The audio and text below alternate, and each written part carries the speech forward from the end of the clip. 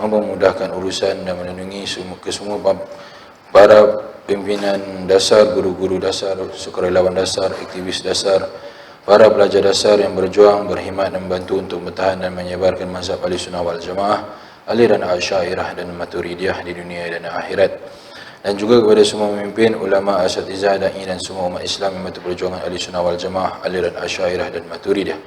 Semoga dengan berkah ayat Al-Quran dan doa-doa dari hadis Nabi Muhammad SAW yang disusun oleh wali Allah ini dapat memperkuat Ahlussunnah wal Jamaah, aliran Asy'ariyah dan Maturidiyah di negeri ini dengan izin Allah Subhanahu wa taala.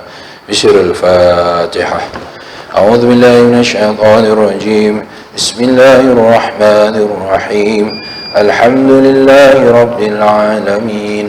Ar-Rahmanir Rahim. Maliki yaumiddin. Iyyaka na'budu wa iyyaka nasta'in. اهدنا الصراط المستقيم صراط الذين أنعمت عليهم غير المغضوب عليهم ولا الضالين آمين.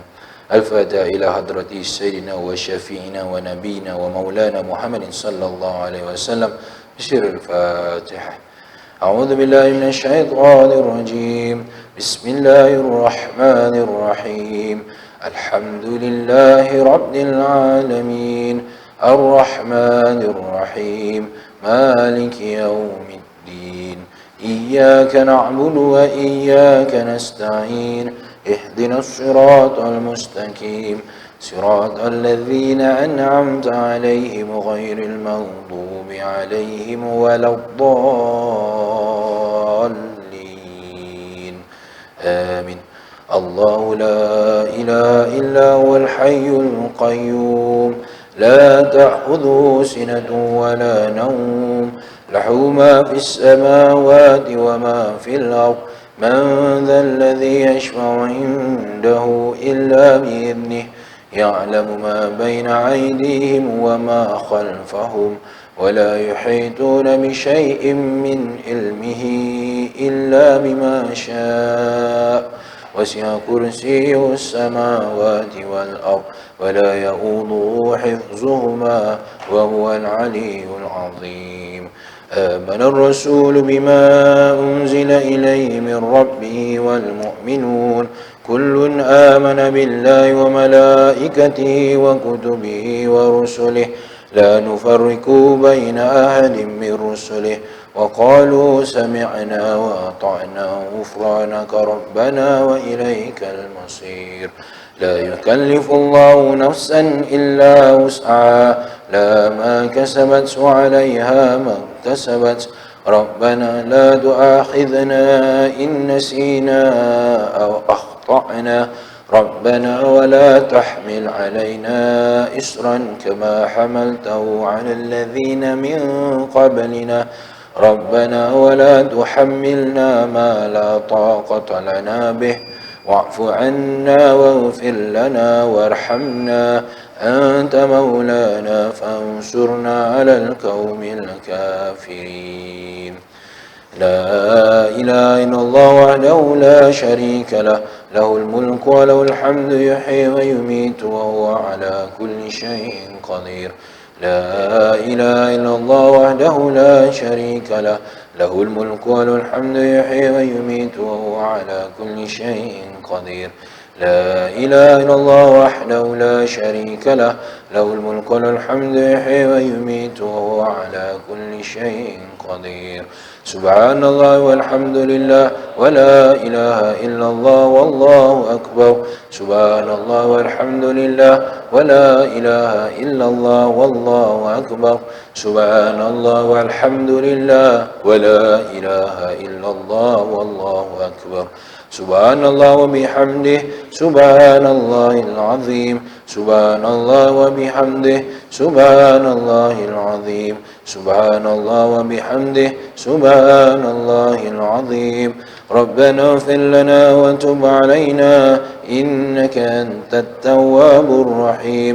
ربنا اغفر لنا وتب علينا إنك أنت التواب الرحيم. ربنا اغفر لنا وتب علينا إنك أنت التواب الرحيم. اللهم صل على سيدنا محمد اللهم صل عليه وسلم اللهم صل على سيدنا محمد اللهم صل عليه وسلم اللهم صل على سيدنا محمد اللهم صل عليه وسلم أعوذ بكلمات الله التامة من شر ما خلق أعوذ بكلمات الله التامة من شر ما خلق أعوذ بكلمات الله التامة من شر ما خلق بسم الله الذي لا يضر مع اسمه شيء في الأرض ولا في السماء وهو السميع العليم بسم الله الذي لا يضر مع اسمه شيء في الأرض ولا في السماء وهو السميع العليم بسم الله الذي لا يضر مع اسمه شيء في الأرض ولا في السماء وهو السميع العليم رضينا بالله ربا وبالإسلام دينا وبمحمد نبيا رضينا بالله ربا وبالإسلام دينا وبمحمد نبيا رضينا بالله ربا وبالإسلام دينا وبمحمد نبيا بسم الله والحمد لله والخير والشر بمشيئة الله بسم الله والحمد لله والخير والشر بمشيئة الله بسم الله والحمد لله والخير والشر بمشيئة الله آمنا بالله واليوم الآخر تبنا إلى الله باتنا وظاهرا آمنا بالله واليوم الآخر تبنا إلى الله باتنا وظاهرا آمنا بالله واليوم الآخر تبنا إلى الله باتنا وظاهرا يا ربنا واعف عنا وامحو الذي كان منا يا ربنا واعف عنا وامحو الذي كان منا يا ربنا واعف عنا وامحو الذي كان منا يا ذا الجلال والإكرام أمتنا على دين الإسلام يا ذا الجلال والإكرام أمتنا على دين الإسلام يا ذا الجلال والإكرام أمتنا على دين الإسلام يا ذا الجلال والإكرام أمتنا على دين الإسلام يا ذا الجلال والإكرام أمتنا على دين الإسلام يا ذا الجلال والإكرام أمتنا على دين الإسلام يا ذا الجلال والإكرام أمتنا على دين الإسلام يا قوي يا متن اكف شر الظالمين يا قوي يا متن اكف شر الظالمين يا قوي يا متن اكف شر الظالمين أصلح الله أمور المسلمين صرف الله شر المؤذين أصلح الله أمور المسلمين صرف الله شر المؤذين أصلح الله أمور المسلمين صرف الله شر المؤذين يا عليم يا كبير يا عليم يا قدير يا سميع يا بصير يا لطيف يا خبير يا علي يا كبير يا عليم يا قدير يا سميع يا بصير يا لطيف يا خبير يا علي يا كبير يا عليم يا قدير يا سميع يا بصير يا لطيف يا خبير يا فارج الهم يا كاشف الغم يا من لعبده يغفر ويرحم يا فارج الهم يا كاشف الغم يا من لعبده يغفر ويرحم يا فارج الهم يا كاشف الغم يا من لعبده يغفر ويرحم أستغفر الله رب البرايا أستغفر الله من الخطايا أستغفر الله رب البرايا أستغفر الله من الخطايا أستغفر الله رب البرايا أستغفر الله من الخطايا أستغفر الله رب البرايا أستغفر الله من الخطايا لا إله إلا الله لا إله إلا الله لا إله إلا الله لا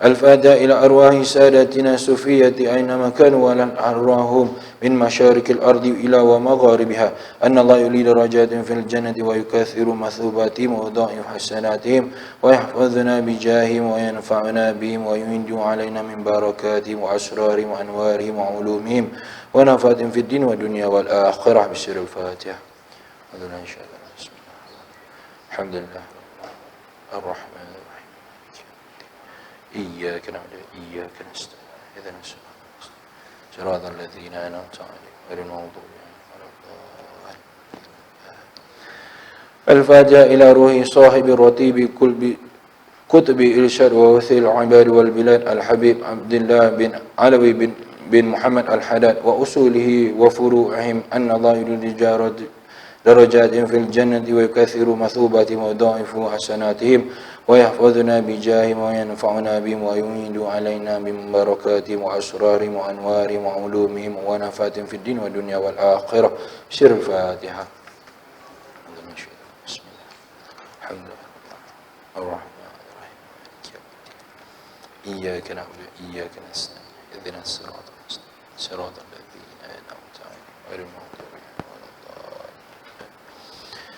الفاتحة إلى كافة عباد الله الصالحين والوالد ومشايخنا في الدين وذوي الحقوق علينا وأموات أهل هذه البلدة من أهل لا إله إلا الله أجمعين وإلى أرواح أموات المسلمين وأحياهم إلى يوم الدين أن الله يغفر لهم ويرحمهم ويفارج كروب المسلمين ويرحمهم ويشفي مرضاهم ويجمع شملهم على الهدى ويولي ذات بينهم ويولي عليهم خيارهم ويصرف عنهم شرارهم ويكفنا وإياهم شر الفتان والمهان والمؤذين ومتعادين من قريب أو بعيد ويرحي أسعارهم ويغازر امطارهم ويعطي كل سائل منا ومنكم سوله على ما يرضي الله ورسوله ويفتح علينا فتوح العارفين ويحتم لنا بالحسنى وهو راد عنا في خير ولطف وعافية وإلى حضرة النبي محمد صلى الله عليه وآله وسلم.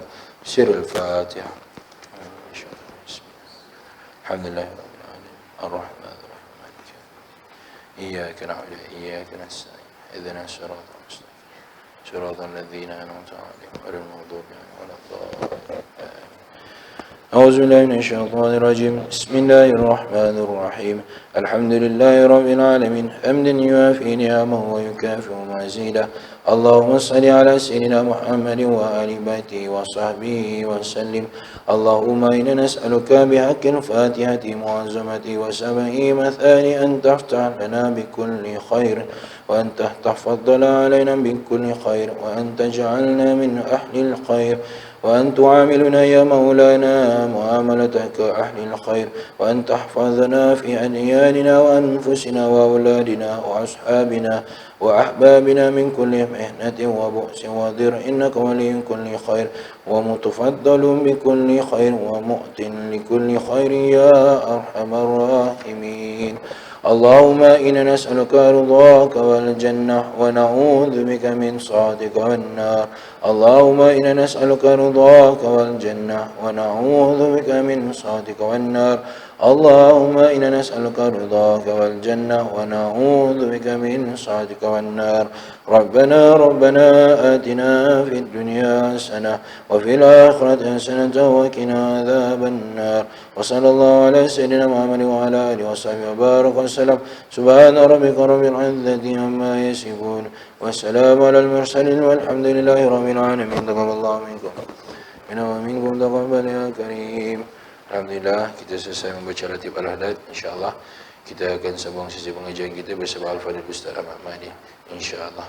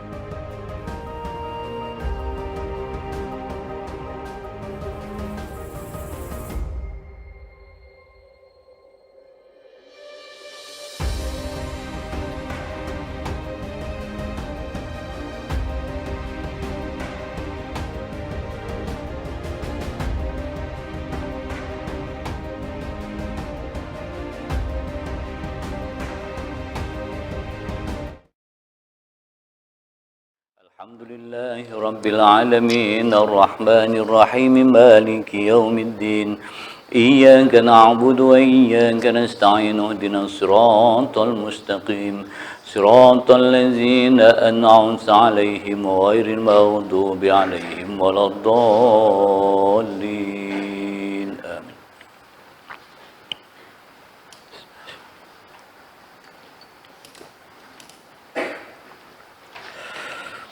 Assalamualaikum warahmatullahi wabarakatuh. Alhamdulillah wahdahu la syarikalah wa asyhadu anna Muhammadan abduhu wa rasuluh. Qala rabbi adkhil mudkhala sirkin wa akhrijni mukhraja sirk waj'alni min ladunka sultanan nasira. Amma ba'du fa ya ibadallah ittaqullaha usikum wa iyaya bitaqwallah. Allahumma salli ala Sayyidina Muhammadin al-Fatih lima ulikal khatim lima sabaqa wa nasiril haqqa bil haqq wal hadi ila siratikal mustaqim wa ala alihi wa sahbihi haqqa qadrihi wa miqdarihi azim. Tuan-tuan sedang jemaah yang dirahmati Allah Subhanahu wa taala, alhamdulillah kerana dengan izin Allah Subhanahu wa taala kita dapat bertemu pada malam ini. Dan mudah-mudahan pertemuan kita ini akan diberkati dan dirahmati oleh Allah Subhanahu wa taala. Jadi pada malam ini kita akan menyambung semula perbincangan kita dalam kitab Sulamut Taufiq muka surat 126 bab penyucian hati. Pada pertemuan kita yang terdahulu kita telah sampai pada ikhlas di dalam beramal, iaitu hanya untuk Allah sahaja. Jadi pada malam ini kita akan masuk sambungan seterusnya, iaitu menyesal atas setiap maksiatnya, kerana itu adalah bercanggah dengan perintah Sang Pencipta. Ya ayyuhallazina amanu tubu ilallahi taubatan nasuha. Wahai orang-orang yang beriman, bertaubatlah kepada Allah dengan sebenar-benar taubat. Jadi maknanya menyesal maknanya taubatan nasuha. Taubatan nasuha dimulakan dengan mandi sunat taubat. Sahaja aku mandi sunat taubat kerana Allah Ta'ala. Kemudian solat sunat taubat 2 rakaat. Kemudian banyakkan istighfar. Okey, itu saja ceritanya. Jadi mula mandi sunat taubat. Mandi sunat taubat ni anytime, bila-bila masa boleh. Okey, tak perlu tunggu malam, tak perlu tunggu pagi, bila-bila masa. Maknanya kalau setiap kali kita mandi tu mandi yang tak ada apa-apa kerja, mandi sunat taubat jelah. Mandi yang tak ada apa-apa.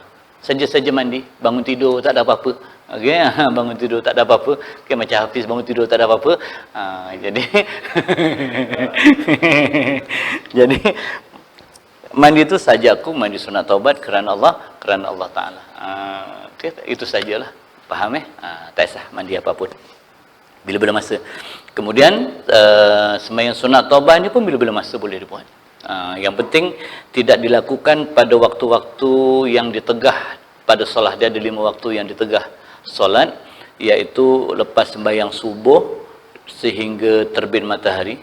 Lepas sembahyang subuh, kalau sembahyang subuhnya awal waktu tegahannya tu. Kalau sembahyang subuhnya pukul 6.30, lepas 6.30 itulah nanti. Lepas sembahyang subuh ceritanya, lepas sembahyang subuh. Tapi jangan lambat-lambatlah sembahyang subuh. Okay, lepas sembahyang subuh sehingga terbit matahari. Kemudian daripada terbit matahari sehingga matahari naik segala. Okey, tahu kan matahari naik segala? Lebih kurang sekitar setengah jam daripada waktu syuruk. Setengah jam waktu syuruk itu segalalah matahari. 28 minit, okey, ataupun 28 minit. Kemudian ketika matahari rembang di tengah-tengah kepala, kecuali hari Jumaat, kecuali di Masjidil Haram, okey, kecuali di tanah haram, okey, itu dibenarkan. Selain daripada waktu itu tidak dibenarkan solat pada matahari rembang tengah-tengah tu. Pada masa itulah kita disunatkan tidur, yang dinamakan sebagai tidur qailullah. Tidur sebentar. Tapi kalau macam saya tak boleh tidur sebab saya tak pandai tidur sebentar. Okey, paling sekejap pun 1 jam. Itu pun dikejut setengah mati pun nak bangun. Okey, yang ngejut nak mati, yang dikejut tak apa-apa. Tuan-tuan yang dirahmati Allah Subhanahu, itu waktu qailullah sunat. Kemudian selepas solat asar, okey, waktu yang keempat solat asar sehingga matahari terbenam. Selepas solat asar, okey, bukan selepas waktu asar, selepas solat asar. Maknanya selagi kita belum solat asar, selagi itu kita masih boleh buat solat sunat lah, apa-apa solat sunat sekalipun. Selagi kita belum solat, selagi belum solat asar. Lepas solat asar saja, maka tertegahlah kita daripada melakukan solat sunat tanpa sebab. Kalau ada sebab, tak ada masalah. Sunat taubat, dia sebab yang tidak kuat. Kemudian ketika matahari remang senja orang panggil, antara terbenam dengan belum terbenam, okey, waktu peralihan itu juga adalah waktu yang yang ditegah daripada melakukan solat tanpa sebab. Kalau ada sebab, tak ada masalah, boleh belaka. Jadi carilah waktu tu. Jadi kalau macam waktu malam, kalau orang yang biasa tidur dan boleh bangun untuk tahajud, mulakan tahajud itu dengan solat sunat taubat dahulu. Kemudian buatlah apa-apa yang patut.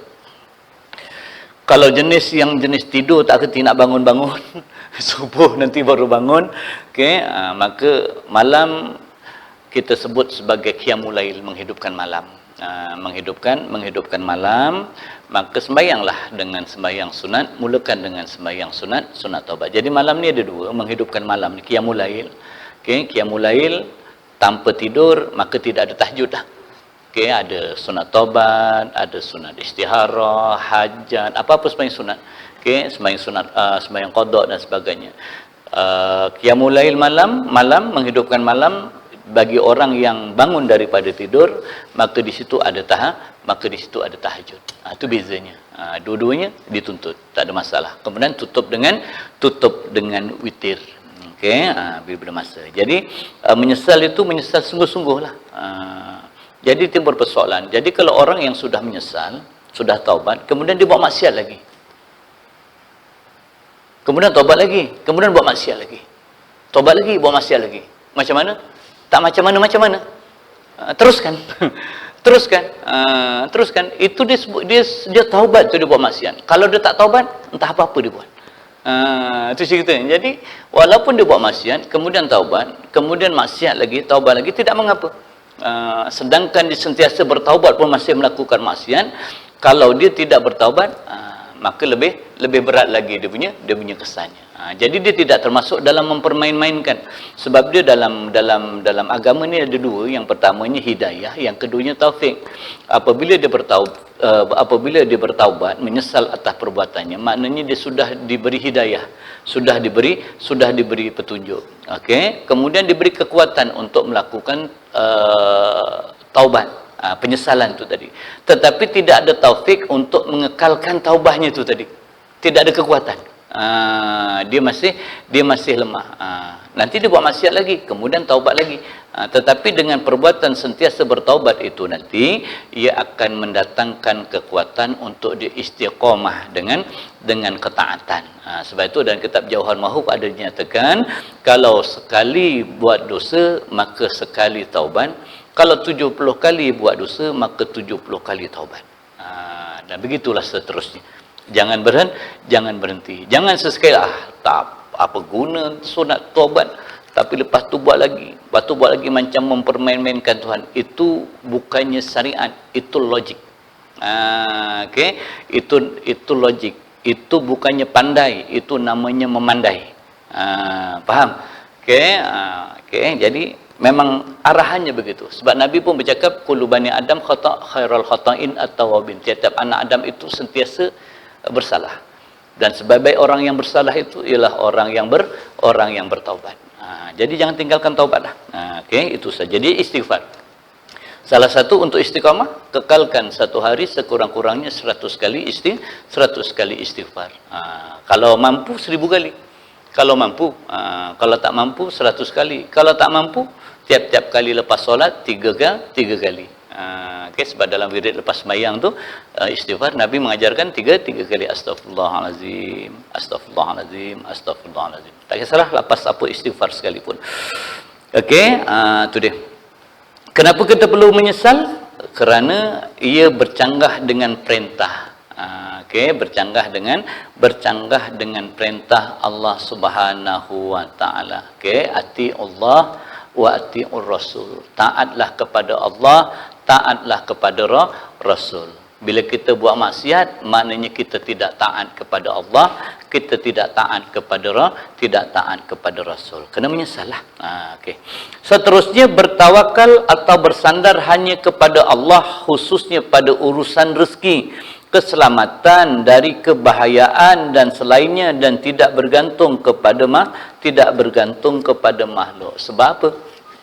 Tawakal ini payah. Tawakal kepada Allah ni sukar. Bunyi mudah. Okay, bunyinya mudah, tetapi nak bertawakal itu payah. Jadi amalkanlah 2 ayat yang terakhir surah Taubah. Laqad ja'akum, saya bagi amalan ni daripada guru saya. Saya serahkan pada tuan-tuan. 2 ayat daripada surah Taubah, amalkan. Laqad ja'akum rasulun min anfusikum azizun 'alaihi ma anittum harisun 'alaikum bil mu'minina raufur rahim. Fa in tawallaw faqul hasbiyallahu la ilaha illa huwa 'alaihi tawakkaltu wa huwa rabbul arsil azim. Fa in tawallaw faqul, dan cukuplah hanya Allah. Itu saja. Payah. Susah tu. Sebab kita akan sentiasa berkira-kira. Sebab itu kita disuruh belajar tauhid. Okay? Disuruh belajar tauhid. Kemudian apabila kita sudah menguasai asas tauhid, kita tidak disuruh membahaskan ilmu itu sepanjang lebar. Tidak. Memadai asasnya itu untuk kita pegang. Iaitu akidah 50 tu. Okay? 50 aqaid itu tadi. Okay? 50. Tahu 50 aqaid? Main nganggur aja. Tahu 50 aqaid itu? Tahu? 20 sifat yang wajib bagi Allah, 20 yang mustahil, 1 yang harus, 4 yang wajib bagi Rasul, 4 yang mustahil bagi Rasul, dan 1 yang harus. Jumlahnya berapa? 50. Itu asas. Itu asas akidahnya tu. Okay? Itu asas akidah. Selepas itu, perbanyakan mempelajari ilmu tasawuf, iaitu ilmu takhalli dan ilmu tahalli. Ilmu takhal, buang, tahal masuk. Membuang segala sifat-sifat mahmudah, membuang sifat-sifat mazmumah, memasukkan sifat-sifat mahmudah. Mabuk dah aku malam ni. Okay? Itu dia. Itu yang kita dapat takhalli, tahali. Itu nak kena buang sampai terbit. Sampai mana kita berusaha membuang dan memasukkan itu? Sampai tajalli.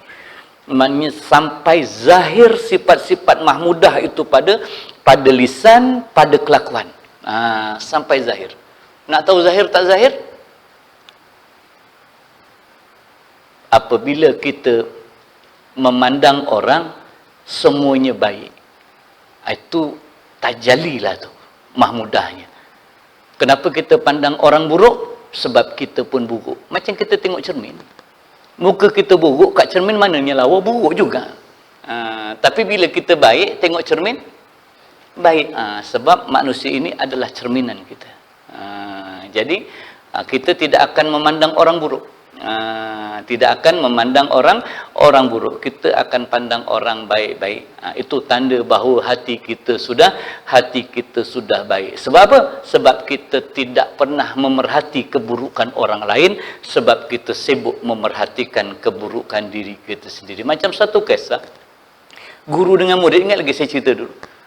Okay, guru datang, murid datang kepada guru. Guru tanya, apa yang kamu nampak semasa datang kemari? Wah, macam-macam cerita. Orang ni buat ni, orang ni buat ni, orang ni buat ni, orang ni buat ni. Semua orang salah. Tak ada yang betul.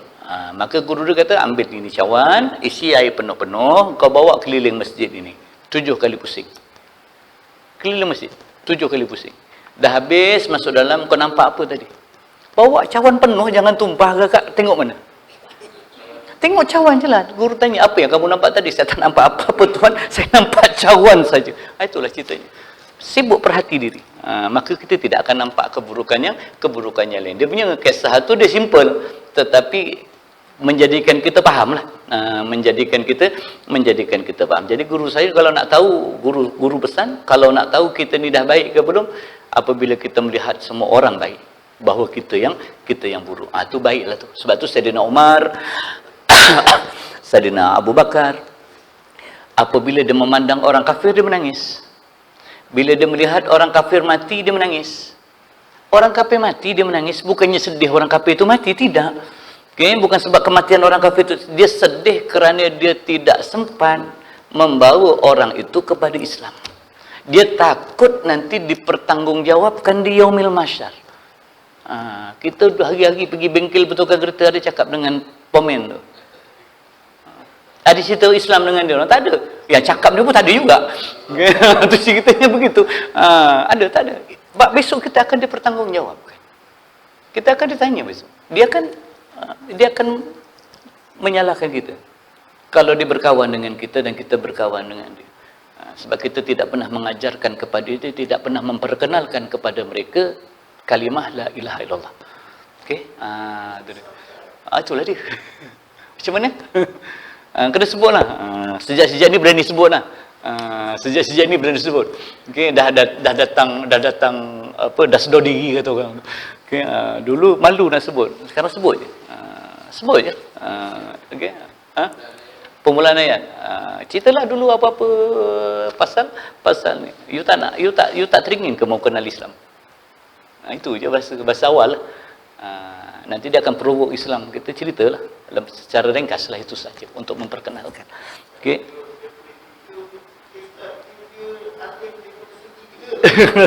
Sebenarnya dia alim segi dia lagi senang. Dia sebenarnya kalau dia alim dari pada agama dia lagi senang. Lagi senang. Cuma kalau alim Buddha senang. Alim Hindu payah. Kalau alim Kristian, alim Yahudi lagi senang. Payah sikit. Sebab alim Hindu ni dia punya pembawa dia tu. Sebab dia tidak cerita pada keesaan Tuhan, tak ada. Dia cerita pada dewa. Tapi boleh pelan-pelan. Yang penting cakap. Yang penting sebut. yang penting sebut. Jangan kita kena sebut besok di yaumil mahsyar, itu saja. Ya memang. Itu memang cabaran kita. Kita pun tak disuruh supaya dia masuk Islam. Kita cuma diperintahkan memperkenalkan Islam. Iya saya memperkenalkan saja. Kadang-kadang kita cerita tentang bab ekonomi apa semua sekali. Jadi kita sebutlah, kalau kita orang Islam kita sabar pada gini ni. Sebab kita ada Tuhan. Contohnya begitulah, kita perkenalkan Tuhan kita. Sebab Allah bercerita, Rasul kami pun bercerita Muhammad. Itu je kita sebut macam itu, memperkenalkan kepada dia. Sebutkan nama Allah tu, sebutkan. Biar benda tu masuk ke sini. Itu saja. Sebab dia cuma tahu Tuhan, tapi dia tak kenal nama Tuhan. Kita nak disebut nama tu, biar dia dengar nama tu. Allah tu ada masuk kat telinga dia. Itu saja. Okey, mudah-mudahan dengan satu kalimah tu dia boleh meresap ke kalbu. Okey, menusuk ke jiwa. Itu Sayyidina Umar. Sayyidina Abu Bakar menangis melihat. Dan kadang-kadang dia menangis bila melihat orang melakukan kemungkaran, kemaksiatan, dia menangis. Bukan menangis apa? Orang ini nampak jahat, tetapi kalau di akhir kalamnya, sebelum dia mati, dia sempat mengucap 2 kalimah syahadah dan bertaubat, bersih suci seperti bayi baru lahir. Sedangkan kita belum tentu lagi. Itu ceritanya. Sebab pada masa itu penyesalan yang sebenar-benarnya. Bila orang tu bertaubat dengan benar-benar penyesalan, dia seperti bayi yang baru lahir, seperti kain putih. Boleh faham? Sebab tu kita kena hari-hari kena bersihkan istighfar, astaghfirullahalazim. Macam-macam lah, nak nyanyi pun nyanyilah, astaghfirullah rabbal baraya, astaghfirullah minal khotoya. Tu ulanglah, nak nyanyi lagu Imam Syafi'i. Imam Syafi'i lagi. Imam Syafi'i dia punya takut akan Allah Subhanahu wa taala mengikut kisahnya. Imam Syafi'i ini seperti imam-imam yang lain, seperti alim-alim yang lain. Dia tidak akan keluar daripada tempat kediamannya setelah dia duduk pada makamnya. Dia tidak keluar daripada tempat kediamannya kecuali seminggu sekali untuk mencari bekal makan. Seminggu sekali dia akan keluar. Cari bekal makan untuk seminggu. Tak banyak, dia bekal makan seminggu, tak payah berpikul dengan kereta, tak payah. Okay? Sebab roti itu 1/4 je sekali makan sehari. Kita 4 keping roti sehari. Itu pun tak cukup. Dia sehari 1 keping tu dibagi 4, 1/4 sehari. Okay, dia keluar Jalan belakang perempuan terselak, nampak betis terselak, bukan dia menyelak, terselak.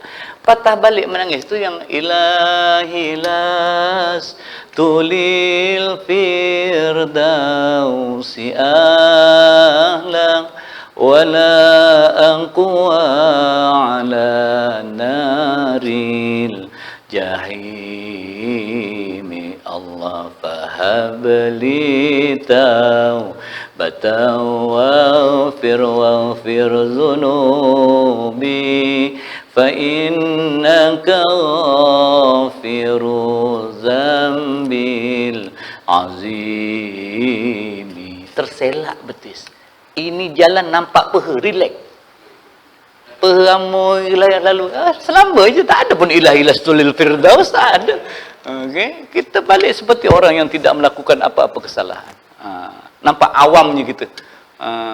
Jauhnya kita dengan Allah Subhanahu wa taala. Sebab itu ada satu kalam daripada Allahumma shalli ala sayyidina Muhammad.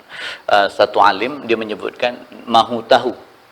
Syekh Ibn Athaillah Al-Iskandari, dia ada menyebutkan kalau kita mahu tahu hubungan kita dengan Tuhan, lihat apa yang kita gemar lakukan sekarang. Itu je. Sekarang gemar apa? Main Facebook, gosip-gosip. Itu je lah. Hubungan jauh ke dekat. Kita gemar membaca Quran. Kita gemar sembahyang sunat. Kita gemar bersedekah. Kita gemar memuji dan sebagainya. Lihat, itulah kita punya guide. Kita nak tahu kita punya hubungan kita dengan Allah Subhanahu wa taala dekat ataupun jauh. Itu je. Nah, masa solat. Masa solat apa yang kita fikirkan? Itu pun penanda aras sama ada hubungan kita dengan Tuhan dekat ataupun jauh. Sebab itu kalau ulama dahulu, alim dahulu, apabila solat dia terlupa rakaat ataupun tertinggal rakaat, menangis. Menangis. Sebab itu adalah malapetaka. Sedang solat pun boleh lupa Tuhan, apatah lagi jika tidak solat. Apatah lagi jika di luar solat. Sebab itu Imam Ghazali sebut, apabila ditanya oleh anak muridnya, wahai Tuan, bagaimana keadaan kami ketika kami berzikir, kami lalai akan Tuhan. Tengah zikir, lupa. La ilaha illallah, la ilaha illallah. Mulut, kepala tak mana-mana pergi. Okay, mana-mana pergi. Belakang ni ada udang, nak sauk lah, hapus semua sekali. Ini la ilaha illallah, la ilaha illallah, la ilaha illallah ni. Kepala tak ke mana-mana, hati tak ke mana-mana. Lalai. Kata Imam Ghazali, teruskan. Jangan berhenti. Lalai dalam berzikir kecil mudaratnya berbanding lalai di luar zikir. Paham? Kalau sedang berzikir pun kita tidak ingat Tuhan, kalau di luar zikir lagilah tak ingat, teruskan zikir. Paham? Okey, habis. Tuan-tuan yang dirahmati oleh Allah Subhanahu wa taala. Jadi tawakal ini menunjukkan serahnya kita kepada Allah Subhanahu wa taala. Ini duduk dalam rukun iman yang keenam. Kemuncak bagi iman, kemuncak kepercayaan kepada Allah, kepada malaikat, kepada kitab, kepada rasul, kepada hari kiamat. Kemuncaknya duduk pada yang keenam ini tadi. Qada dan qadar. Sebab qada dan qadar itu adalah ketetapan daripada Allah Subhanahu wa taala. Okey, dia kan qada dan qadar. Qada kan ada dua, saya ulang dah. Qada mubram, qada mu'allaq. Dah hafal dah masing-masing kan? Kau tak apa lagi? Oh, tahu berat nana. Qada mubram, qada mu'allaq. Kita selalu ulang. Okey. Cuma dalam qada ni kejadian-kejadian Tuhan ni ada yang ittirari, ada yang ikhtiari. Tapi semuanya adalah ketetapan daripada Allah Subhanahu wa taala. Ikhtiar itu hanya sebagai sebab untuk datangnya benda itu. Bukannya Allah Ta'ala bukannya Allah Ta'ala tak boleh mengadakan pun boleh. Contohnya nak mengadakan kereta, pling keluar kereta, boleh, tak ada masalah. Innama amruhu iza arada syai'an ayyakula lahu kun fayakun, boleh. Tiba-tiba ada baju, boleh, tak ada masalah. Tetapi itu ikhtiar. Okey, ikhtiar. Kenapa datangnya ikhtiari? Kerana di situ diletakkan kepertanggungjawaban. ke atas hamba tersebut. Jodohnya, contohnya pakaian. Allah ciptakan Adam, Allah ciptakan Hawa. Allah tak ciptakan pakaian. Adam turun ke dunia, Allah Ta'ala tak ciptakan. Tetapi sudah ditetapkan bahwa Adam dan Hawa akan berpakaian. Nah, jadi dengan ikhtiar Adam lah, diberikan ilham kepada Adam. Itulah teknologi yang pertama kepada Nabi Adam, yaitu teknologi yang pertama ialah teknologi pakaian. Dia tak telanjang pakaian, cuma dengan daun-daun kayu lah, tapi cuba menutupi, taklah telanjang kesana kemari itu dah. Dia tetap menutup, berpakaian. Itu teknologi yang pertama. Kemudian baru datang teknologi yang kedua, yaitu masakan. Nabi Adam tidak makan daging-daging mentah dan sebagainya, tidak. Dia hanya makan buah-buah mentah. Dia tidak makan daging mentah. Dia mohon dengan Allah supaya dikurniakan api. Sebab ketika Nabi Adam di syurga, Nabi Adam makan masak benda-benda yang bermasak. Ini bukan zaman primitif dulu. Bukan, itu bohong, itu bohong. Okay, itu propaganda. Okay, teknologi minta. Maka diturunkan Jibril. Jibril datang kepada Nabi Adam, apa yang kamu mahu? Kata Nabi Adam, aku mahu api. Banyak mana kau? Sebiji kurma jadilah, kata dia. Sebesar biji kurma. Kata, kalau besar biji kurma, habis dunia ni, kata dia. Kalau gitu, separuh ya, separuh. Kalau separuh, tidak ada satu apa pun yang boleh tumbuh atas dunia ini. Api neraka itu. Separuh daripada biji kurma. Bukannya kurma atau biji kurma. Biji kurma itu besar halus tu kan, biji kurma. Separuh tu. Tidak ada apa yang boleh tumbuh atas muka bumi ini. Habis banyak mana? Maka dikurniakan sebesar hujung jarum. Dititiskan ke atas gunung. Cair gunung. Daripada api itulah datangnya teknologi makanan. Tak adalah lempah ratus apa macam, tak ada lagi tempoyak, budu, tak ada lagi. Tapi sudah bermula. Adam turun membawa teknologi. Dia bukannya turun bontang bodoh. Nabi Adam turun dengan ilmu. Sebab Allah Taala telah menjanjikan, wallahu khalaqakum wa ma ta'malun, dan aku telah menciptakan kamu dan apa-apa yang kamu tidak tahu dah. Okey, habis itu dah adalah. Ini proses semua sudah ditetapkan ikhtiari. Sebab itu tidak ada pakaian. Ikhtiar, daripada ikhtiar perbuatan-perbuatan makhluk itu, maka terciptalah pakaian. Daripada situlah datangnya hukum, menutup aurah, tidak menutup aurah, sengaja membuka aurah, sengaja telanjang dan sebagainya. Barulah datang hukum. Faham? Yang ikhtiari itu tidak ada hukum. Itu adalah ciptaan Tuhan yang mesti jadi tanpa memerlukan sebab. Seperti tumbuh pokok, seperti keluar air dan sebagainya, itu adalah milik Allah Subhanahu wa taala secara mutlak. Tetapi untuk diberi hukum yang ikhtiar ini tadi. Ikhtiari ini tadi. Okey, habis. Kemudian itu namanya tawakal, menyerahkan segala. Kita dah tahu dah, semuanya sudah ditetapkan oleh Allah Subhanahu wa taala. Allah dah sebut, la tataharraqu zaratan abadan illa biiznillah. Tidak akan bergerak sesuatu zarah itu dengan sendirinya kecuali dengan izin Allah. Ramaita iz ramaita walakin Allah harama. Kamu lempar, wahai Muhammad, kamu melempar, tapi sebenarnya bukan kamu yang melempar. Allah yang melempar. Tapi tak nampaklah Allah melempar tu macam mana? Mana Allah? Mana? Memanglah tidak ada. Tetapi kebolehan melontar, kekuatan melontar, keinginan melontar, tepatan melontar, itu semuanya adalah ketentuan daripada Allah Subhanahu wa taala. Faham? Okey, itu dia. Itu namakan tawakal. Jadi tak perlu risau. Yang perlu usaha sahaja. Sentiasa menyedari Allah melihat, iaitu sentiasa merasakan bahawa Allah melihatnya, mengetahui perbuatannya, mendengarnya. Ini adalah agar dia terus takut untuk melanggar perintah Allah. Jauh rasanya kita. Okey, sentiasa menyedari. Sebab tu kalau kita belajar kitab Risalah Tauhid, dulu taman kenangan belajarlah dalam tajuk Mabadi, seri pembukaan. Okey, seri pembukaan ada 10 mabadi. yang terakhir natijahnya. Apakah natijah ataupun apakah kesudahan mempelajari ilmu tauhid? Kesudahan. Maknanya kalau belum jumpa yang ni, maknanya belum jumpa kesudahan. Iaitu bangkit perasaan untuk beramal sebagaimana kepercayaan. Itu dia punya natijah. Dia punya kesan mempelajari ilmu tauhid. Maknanya kalau belum jumpa kesan yang itu, maknanya belum boleh berhenti belajar tauhid.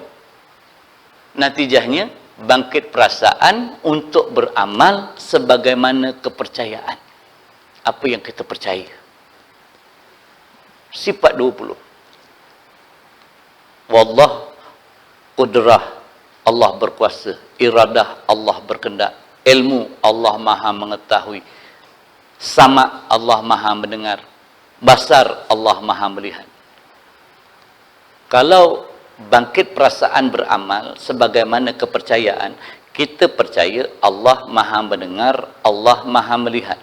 Allah mendengar segala perkataan-perkataan yang baik ataupun perkataan-perkataan yang buruk, yang berbunyi ataupun tidak.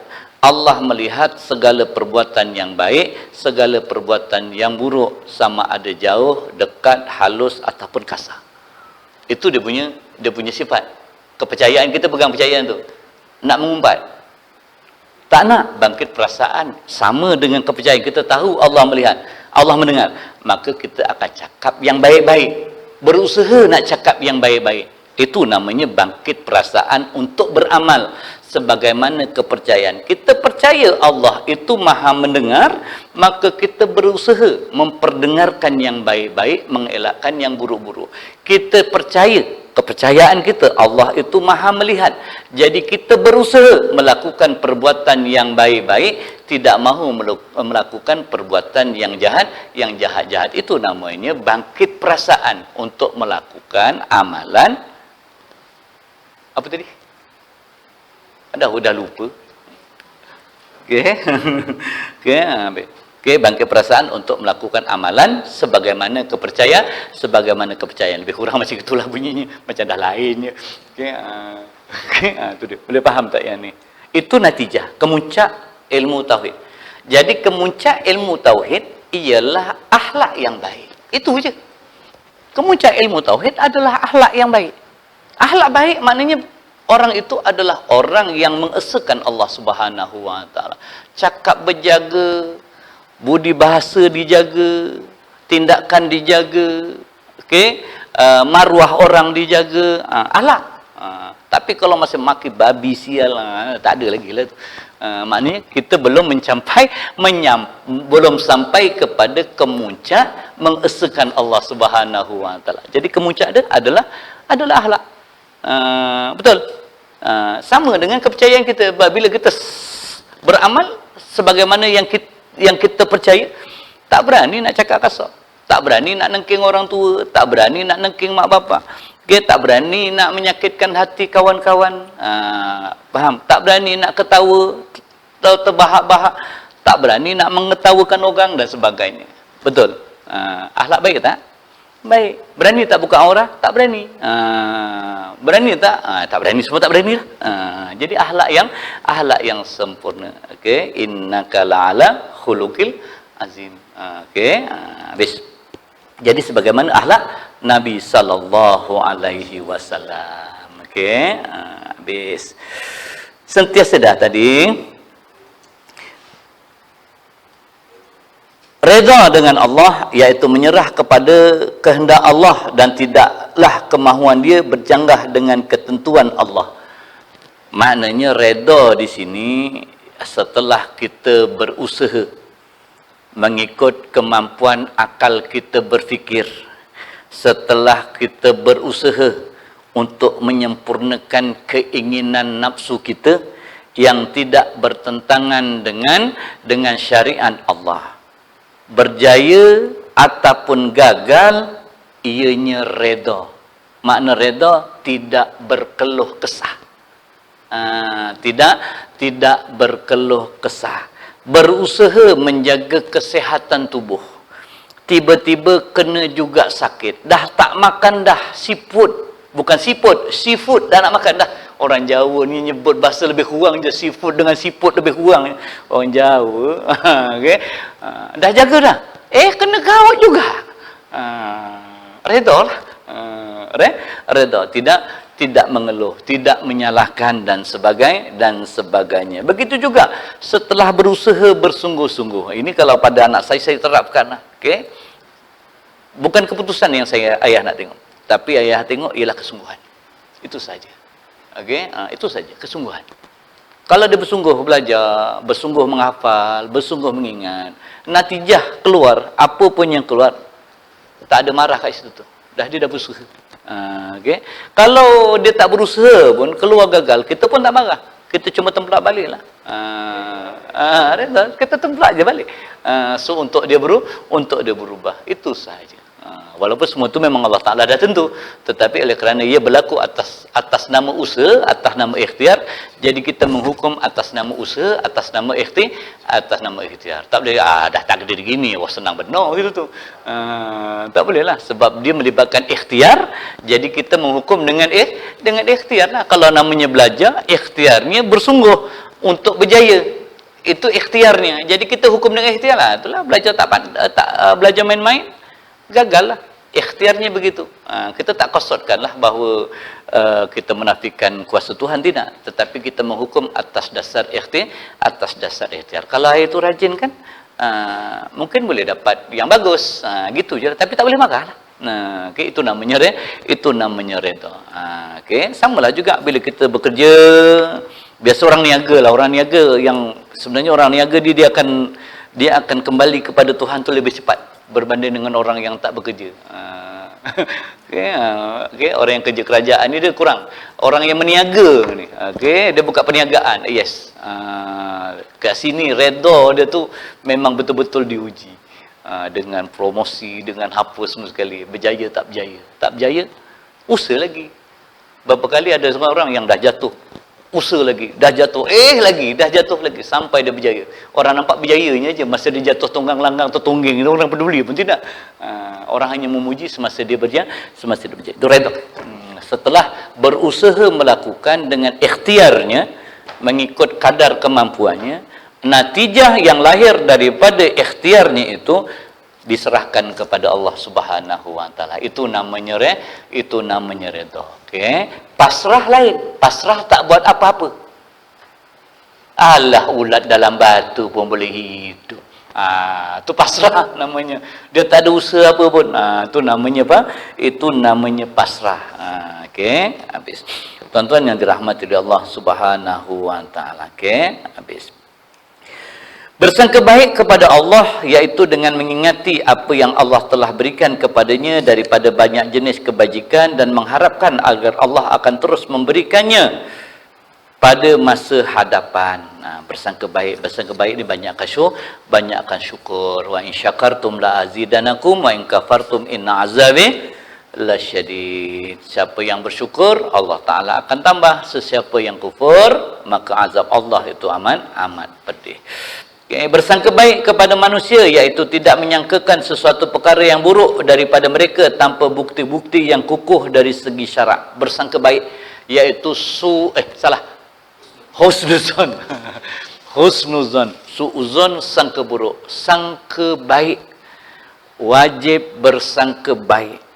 Sebab hukum hanya terjadi pada zahir perbuatan manusia. Hukum hanya terjadi pada zahir perbuatan. Hukum tidak dijatuhkan pada batin perbuatan. Tak. Okay. Jadi yang nampak sahaja itu yang dihukum. Jadi bila seseorang mengeluarkan harta, banyak ataupun sedikit, jadi jangan disangka buruk. Alah, ini riak ni, ini nak nunjuk-nunjuk ni, belum tentu ikhlas ini. Perbuatan tersebut haram. Kerana apa haram? Kerana mengambil alih tugas Allah Subhanahu wa taala. Urusan batin adalah urusan Allah Subhanahu wa taala.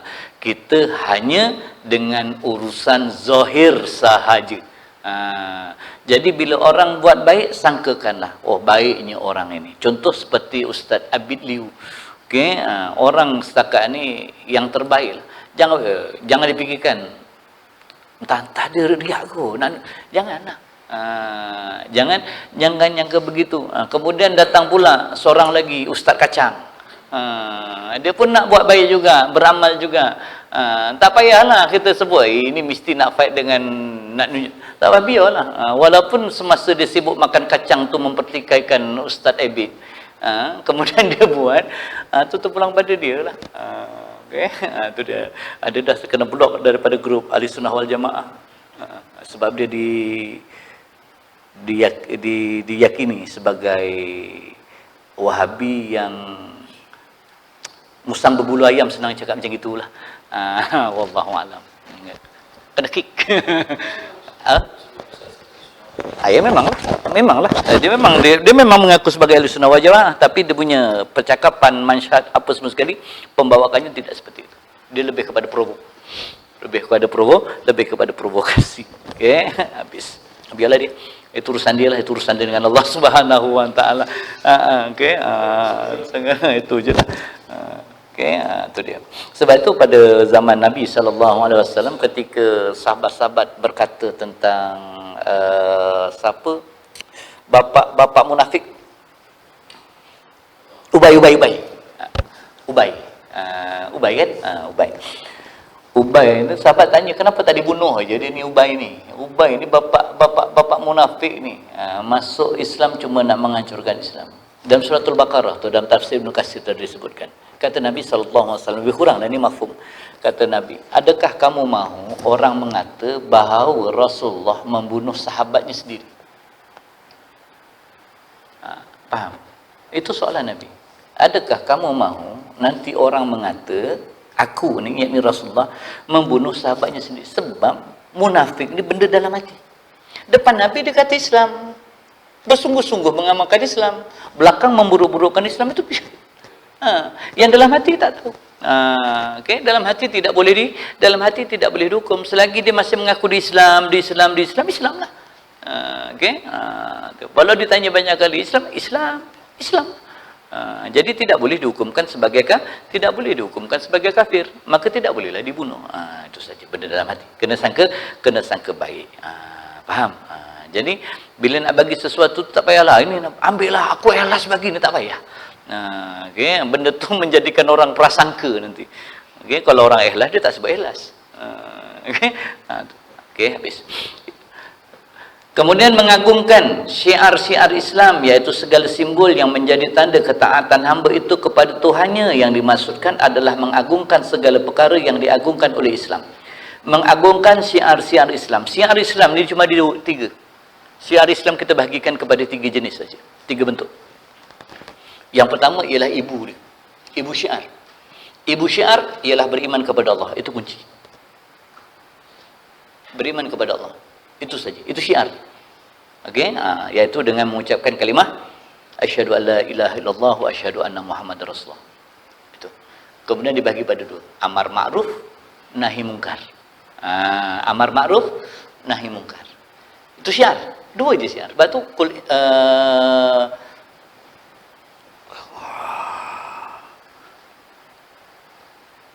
matilah kemudian. 2. Okey, 2 iaitu amar ma'ruf. Amar ma'ruf ni mengajak kepada kebaikan ni ada 2 jenis kebaikan. Satu kebaikan yang wajib, satu yang keduanya kebaikan yang dihukumkan sebagai sunat. Okey, satu kebaikan yang wajib, satu kebaikan yang dihukumkan sebagai sunat. Wajib pun ada 2. Yang pertamanya fardu ain, yang keduanya fardu kifayah. Sunat pun ada 2, iaitu sunat muakkadah dan sunat biasalah. Okey, sunat. Okey, sunat muakkadah. Yang kedua sunat ghairu muakkadah. Itu jenis ketaatan. Jadi yang fardu ain iaitu apa-apa yang dijadikan sebagai syarat agama, sebagai rukun agama, maka itu dihukumkan sebagai fardu ain. Apa yang jadi rukun agama, maka itu dinamakan sebagai fardu ain. Apa dia contoh rukun agama? Yaitu akidah. Apa sahaja yang melibatkan akidah, itu hukumnya adalah fardu ain. Mempelajari tentang akidah, mengesahkan Allah dan sebagainya, mengakui kerasulan Nabi sallallahu alaihi wasallam, itu dinamakan sebagai rukun agama, hukumnya adalah fardu ain. Yang kedua dinamakan sebagai ibadah, yaitu pengabdian diri, cara mengabdikan diri kepada Allah, seperti solat, seperti zakat, seperti haji, maka itu termasuk puasa, itu termasuk dalam rukun agama, tidak boleh dicuaikan. Hukumnya adalah fardu ain. Yang ketiga yang melibatkan adab-adab dan akhlak-akhlak. Adab-akhlak ini dibahagikan kepada 3 adab. Yang pertama adab kepada Allah, adab manusia sesama manusia. Yang ketiga adab manusia kepada makhluk selain daripada manusia. Ini juga termasuk di dalam rukun agama. Jadi hukumnya adalah fardu ain. Hukumnya adalah fardu ain. Yang fardu kifayah selain daripada itu, bahasan-bahasan, kupasan-kupasan, furuk-furuk masail, tafsir-tafsir, hadis dan sebagainya, itu termasuk di dalam hukum fardu kifayah. Sembahyang fardu ain, mendatangkan dalil wajibnya sembahyang itu fardu kifayah. Paham tak yang ini? Itu ceritanya begitu. Sebab itu ada ulama yang membahaskan tentang ilmu fiqh, itu yang datang furuk tu, itu yang datangnya khilaf tadi. Itu hukumnya adalah fardu kifayah. Yang ainnya sembahyang, itu fardu ain. Boleh faham? Jadi macam mana cara melaksanakan sembahyang? Mengikut sebagaimana yang diajarkan oleh ulama-ulama mujtahid yang diperakui keilmuannya. Paham? Begitu juga dengan ilmu-ilmu alat yang lain. Ilmu-ilmu alat yang lain seperti ilmu-ilmu kedoktoran, itu ilmu alat. Okey, itu fardu kifayah. Kalau tak ada yang mempelajari ilmu kedoktoran kalangan orang Islam, seluruh umat Islam berdosa. Paham? Sebab kita akan ditipu oleh orang-orang Yahudi. Okay? Kalau bidang perubatan dahulu, sebelum berkembangnya perubatan Islam, kita kena tipu ya dengan Yahudi mabuk. Okay? Tapi bila nampak doktor-doktor Islam ni, kita nampak, barulah nampak hubungan di antara perubatan dengan agama. Dulu seolah-olah sains adalah benda yang lain, agama adalah benda yang lain. Okay? Habis. Faham? Baru satu. Yang keduanya nahi mungkar. Nahi mungkar juga sebahagian daripada syariat, yaitu mencegah daripada perkara-perkara yang mungkar. Perkara yang mungkar ini terbahagi kepada 2. Yang pertama perkara-perkara yang haram, yang keduanya ialah perkara-perkara yang makruh. Itu termasuk dalam mungkar. Termasuk dalam mungkar. Jadi ini juga adalah sebahagian daripada syariat Nabi sallallahu alaihi wasallam. Paksinya beriman kepada Allah.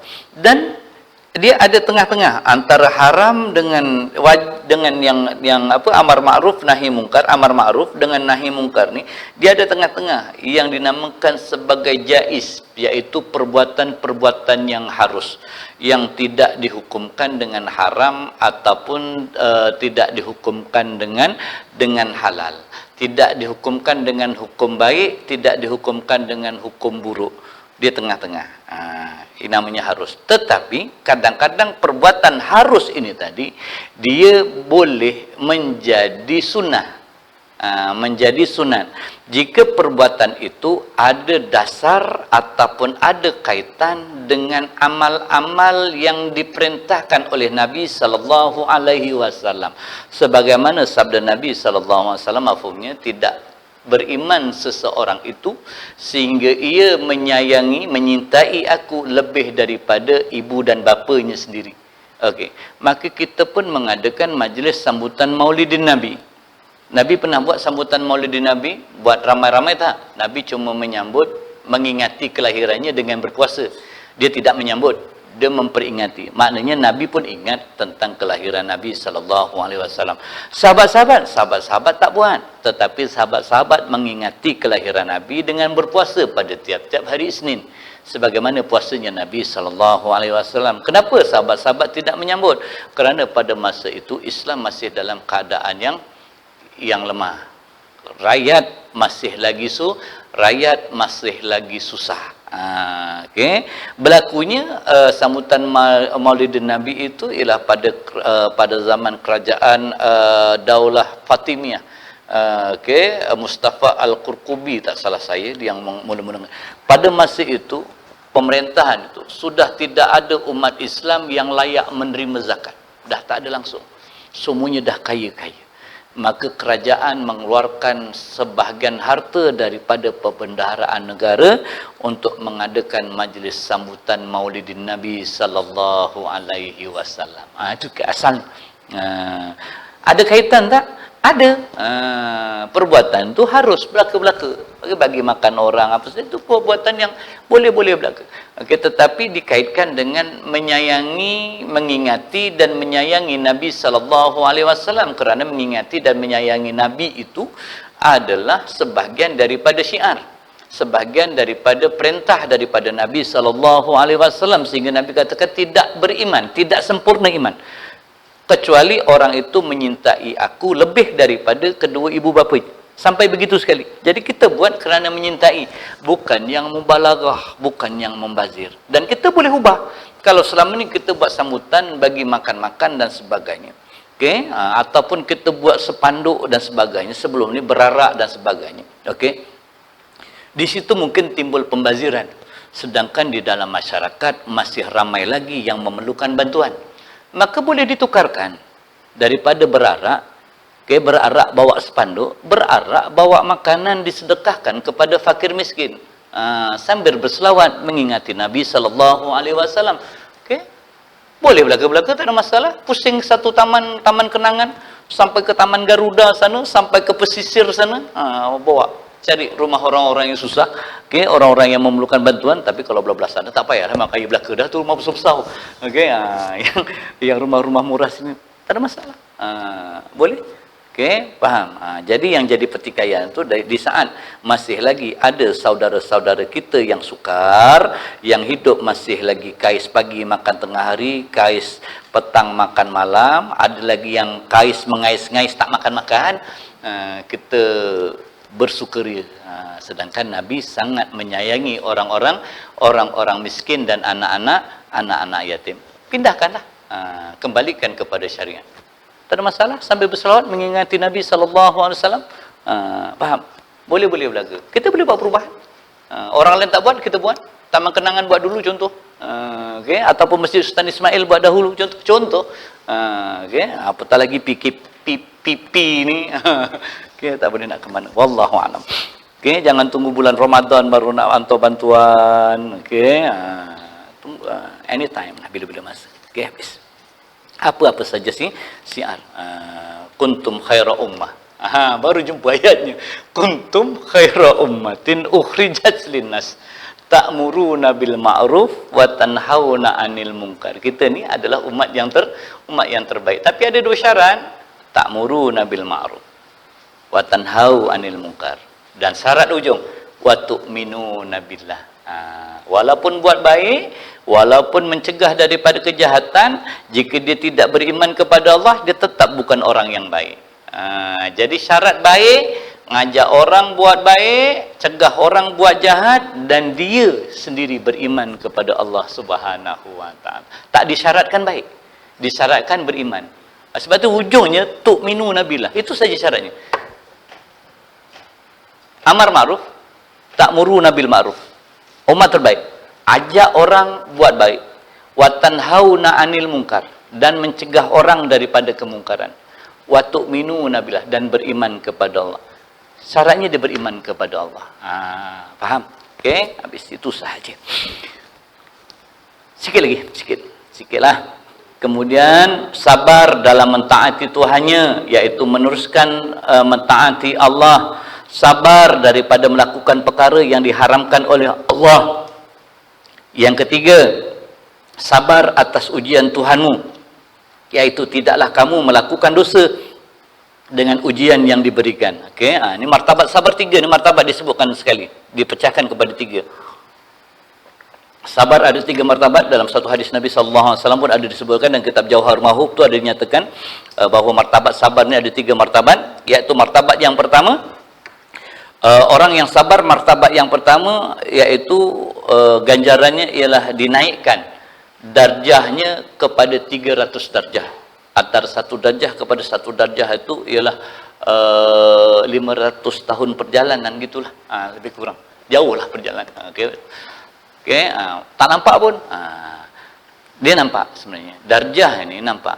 Contoh mudahlah. Bila saya bawakan ke sini, yang dinamakan, contohlah Habib Ali, contoh Habib Ali Zainal Abidin. Okay, datang. Macam mana perasaan tuan-tuan? Nak duduk ni? Habib, ada. Kita segan, rasa rendah diri, rasa malu, nak datang dekat pun malu-malu. Itu namanya martabat, itu namanya darjah. Kedudukan kita dengan dia jauh. Bukan satu level. Tapi dia dengan Habib Mahdi dan sebagainya, dengan Habib Umar boleh bertepuk bertampar, contohnya begitu. Menunjukkan dia dalam satu darjah yang sama. Faham? Kita jauh, duduk kat bawah. Nak nanya pun segan-segan, malu-malu begitu. Tu dia darjah. Macam kita satu level. Sebab kita boleh bergurau senda, contohnya begitu. Faham? Kita satu level. Itu saja nak ceritakan. Okey, tu darjah tu. Jadi 300 darjah. Yang pertamanya, darjah yang pertama iaitu sabar mentaati perintah Allah, iaitu melakukan segala perkara-perkara yang wajib, perkara-perkara yang diperintahkan oleh Allah Subhanahu wa taala. Ini 300 darjah. Diangkatkan darjah kita. Sebab ini mudah. Taat mudah. Taat kepada perkara yang disuruh mudah. Yang keduanya iaitu sabar dengan nilai martabah 600 darjah. 600 darjah. Iaitu sabar meninggalkan perkara-perkara yang dilarang oleh Allah. 600 darjah. Kita memang sifat kita begitu. Sebab kita diberi nafsu. Nafsu itu sifatnya ialah melawan. Sebab itu adanya puasa itu tadi. Untuk mententeramkan nafsu. Okay, kan ada kisah, datangnya kisah puasa tu macam mana, dia punya temberang dia tu, lain pesin sikit, dia punya degil dia tu. Jadi yang tak diberi itulah yang kita nak buat. Kita tengok anak kita cukup lah, jangan lari-lari, jangan lari, ke situ lah dia lari. Jangan main kat sana lah dia pergi. Okay? Jangan panjat pokok tu. Tapi kalau kita cakap, dah pergilah panjat, tak panjat dia turun bawah tu kan. Dah nak main sangat kan, nak main, tak main. Faham? Kenapa?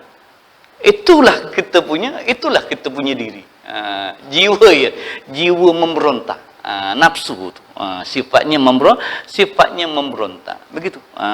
Jadi untuk melakukan perkara yang dilarang itu memang susah. Okay, memang susah. Jadi siapa yang boleh buat, maka mendapat 600 darjah. Okay, jangan mengumpan. Tapi itulah yang seronok. Ya duduk kat warung, nak buka kitab, baca kitab, nak cakap yang baik-baik, ya tak best. Paling-paling tidak Anwar Ibrahim kita umpan. Tak pun Zaid Hamidi kita umpan. Paling-paling tidak macam gitulah kita umpan. Kau tak pun Tun M kita umpan. Tahu dah mengumpat tak boleh. Bedal. Okay, faham? Itu nafsu lah, itu namanya tahu tak benda tu salah? Tahu. Tahu benda tu salah. Tapi kenapa dia buat? Kenapa dia buat? Okay, tanya saya pun saya tak tahu entah. Okey, itulah namanya nafsu.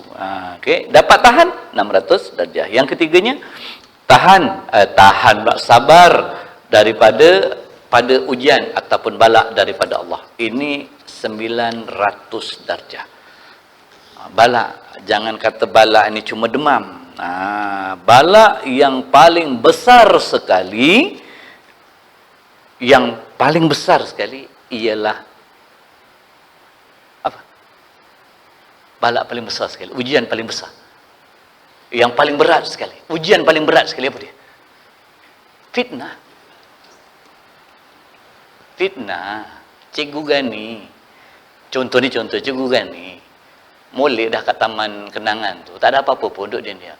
Tiba-tiba orang petik Cikgu Gani songlap duit surau 80,000. Sebab tu dia beli kereta baru, contohnya begitu. Mana nak letak muka? Tak boleh nak clear ni benda tu. Lepas tu dia report pula SPRM. Dah Cikgu Gani kena angkat ke SPRM. Kan. Dah bersalah belum?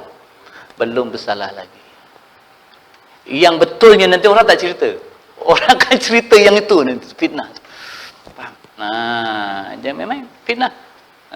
Fitnah ni yang menyebabkan seseorang itu boleh jatuh, seseorang itu boleh menjatuhkan orang lain.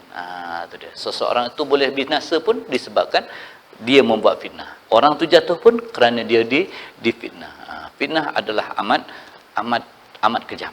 Sehingga kan pada zaman Nabi SAW, Nabi sendiri pun goyang hatinya apabila orang memfitnah isterinya Aisyah. Goyang, fitnah, nampak? Rasul sendiri goyang hati. Besar tak besar ujian yang dinamakan fitnah itu tadi. Goyang. Nampak? Itu kalau boleh lepaslah. Kalau tak lepas, tak dapatlah. Jadi 2 kali buka saja, tak boleh 3 kali. Okay. Tuan-tuan yang dirahmati Allah Subhanahu wa ta'ala, itu ujian yang paling besar. Jadi kalau ditimpa fitnah, apa yang perlu dibuat? Bila ditimpa fitnah, kaedah yang diajarkan oleh orang alim ialah diam. Sebab fitnah ini bidalannya seperti najis yang lalu pada air. Kita kocak, maka air itu akan makin banyaklah najisnya. Najis ketul je, tai seketul je. Busuk tai tu. Kalau dibiarkan, habis dah pergi. Busuk sekejap je lah. Tapi bila kita godak, lambat nak hilang tu kan. Itu ceritanya. Jadi diam itu seperti membiarkan najis lalu pada air. Bercakap, mempertahankan diri seperti mengkacau najis yang ada pada air. Makin lambat, makin merebak. Faham tak? Itu kaedahnya. Dah diajar dah. Cara menghadapi fitnah. Okey, habis tuan-tuan yang dirahmati oleh Allah Subhanahu wa taala. Kadang-kadang fitnah dengan betul pun kita tak tahu. Contoh yang berlaku zaman sekarang, betul ke tidak kita pun tak tahu. Okey, pada ex-PM kita betul ke tidak kita pun tak tahu. Pada yang nak dituduh yang ada sekarang ni pun kita pun tak tahu betul ataupun tidak. Okey, itulah yang dinamakan sebagai bala ataupun ujian. Kalau kita boleh sabar, maka insya-Allah Allah Taala akan selamatkan kita insya-Allah. Cukup setakat ini dahulu untuk malam ini. Penat. Ada soalan? Tak ada. Auzubillahi minasyaitonirrajim. Bismillahirrahmanirrahim. Alhamdulillahirabbil alamin. Wassalatu wassalamu ala asrofil anbiya'i wal mursalin wa ala alihi washabbihi ajmain. Allahumma iftah lana abwabal khair wa abwabas salamah wa abwabas sihah wa abwabal ni'mah wa abwabal barakah wa abwabal quwah wa abwabal mawaddah wa abwabal rizq wa abwabal ilmi wa abwabal rahmah wa abwabal maghfirah wa abwabal jannah ya arhamar rahimin. Wa sallallahu ala sayyidina Muhammad wa ala alihi washabbihi wassalam. Walhamdulillahirabbil alamin. Wabillahi taufiq wal hidayah. Assalamualaikum warahmatullahi wabarakatuh.